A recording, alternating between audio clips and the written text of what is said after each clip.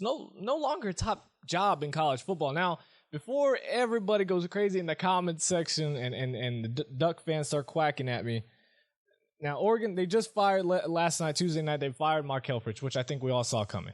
They just had him meet up. Mullins, the athletic director, had him meet up with him. He's part of the college football committee staff, the playoff committee staff. So he had to go through that, make the picks, and then he flew over, talked to Helfrich, and decided to fire him. Which, again, it's not shocking. A 4-8 season, which is the worst since 1991. They lost to a rival Oregon State, who isn't really that good either. In the past 4 seasons, Helfrich is 37-16 as a head coach, but half of those losses came this season, and this is the first season since 2004 that Oregon is not bowl eligible. Helfrich will still be owed $11.6 million in the buyout from Oregon, so at least he does still get a little bit of money. But it's been bad. It's been bad. He took over a team that really was Chip Kelly's team, and his first season led him, of course, to the college football playoff championship, and then lost to Ohio State.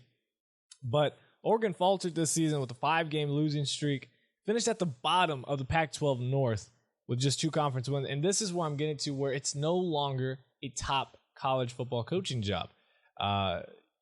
You look at the rise of Washington and Colorado. Guys, these aren't teams, these aren't schools, these aren't programs that are going to be good for just 1-2 years. They have been taking the necessary steps. These are programs that are going to be good for the next 5 to 7 years. They're all young. Washington and Colorado.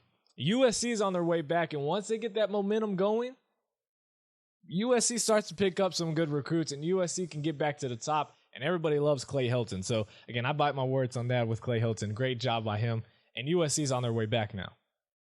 You look at Washington State Wazoo, they're still in recruits from the Ducks. Now, Wazoo, maybe. I'm not saying they're a top program, but they're starting to still recruits. Utah's finally fitting into the Pac-12. They struggled those first few years after moving to the Mountain West, and now they're finally catching their footing, which, yes, Oregon did beat them this year on a touchdown catch at the last second, but Utah's finally in. And I really don't see Arizona State and UCLA staying down for much longer. I mean, UCLA went through some crap this year with the amount of injuries, and losing a top quarterback like Josh Rosen at the beginning of the year definitely doesn't help. So in that, I really don't see Oregon being that attractive. Now, some of the expected candidates are including Mississippi State's Dan Mullen, North Carolina's Larry Fedora, South Florida's Willie Taggart, Boise State's Brian Harsin, West Virginia's Dana Holgerson, that might be the top one. Western Michigan's PJ Fleck, Central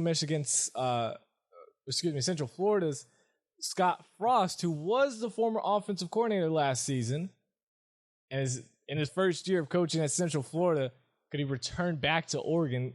And then somehow this name keeps popping up, which I'm obviously missing something here, but Florida's Jim McElwain.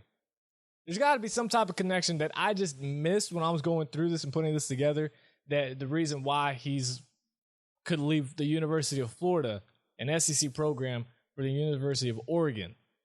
I wouldn't. I would definitely not. Now, unless Les Miles or Chip Kelly ends up in Oregon, there's really no top coach that can lead this program. And when I say top coach, proven coaches. There are some under the radars that we discussed in the Houston segment, and also what we just talked about right now. But I don't see it. Now, a source told ESPN's Brett McMurphy that the Ducks' new coach needs to be someone to reintegrate ticket sales, someone who's just going to boost them up, sell some more. Having trouble. I think it's honestly just a bad season, because I thought they would have been selling out some games before this season.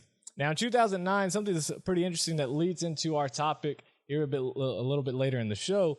2009, Oregon became the first state to adopt a law similar to the NFL's Rooney Rule that requires all public universities to interview a minority candidate for every head coaching job.